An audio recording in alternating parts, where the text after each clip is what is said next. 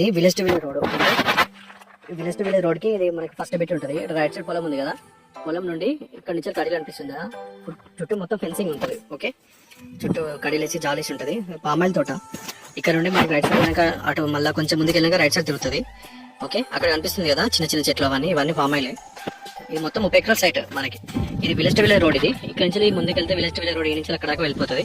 Okay, ఇక్కడ మనకు road face వచ్చేసి ఎదురుగా వైపు సైడ్ అనిపిస్తుంది కదా, లెఫ్ట్ సైడ్ కాకుండా ఇంకా ముందుకు అక్కడ దాకా మనకు రోడ్ ఫేస్ ఉంటుంది ఇదంతా. ఓకే, మనకు 30 ఎకరాలు మొత్తం రెడ్ సైడ్. ఇది మనకి జనగాంకి ఒక 15 కిలోమీటర్లు ఉంటుంది సైడ్ కాడికి. ఓకే, డబుల్ రోడ్కి ఒక 2.5 కిలోమీటర్స్ ఉంటుంది. ఈ నుంచి 2.5-3 కిలోమీటర్స్ ఉంటుంది. ఇక్కడ పామాయిల్ చెట్లు కనిపిస్తాయి కదా, మొత్తం తోట ఇది. ఓకే, మనకి ఎక్కువ రోడ్ ఫేస్ ఉంటుంది. ఇదంతా road, village to village road. ఇదంతా చుట్టూ కడీలేసి ఉంటుంది. ఇక్కడ నుంచి నిజంగా అక్కడ కనిపిస్తాయి కదా, అక్కడ మొత్తం రోడ్ ఫేస్ అన్నట్టు. ఓకే, రోడ్ ఫేస్ ఎక్కువ ఉన్నది. 30 ఎకరాల సైడ్. ఇది ఎంట్రన్స్. ఓకే, ఇది చెట్లు.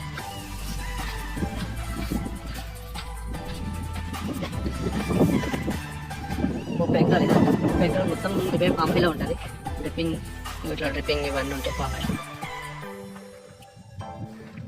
ఎదురుగా అటు కనిపిస్తుంటే ఇంకా కొంచెం ముందు వెనక రైట్ సైడ్ కూడా పోతుంది ల్యాండ్.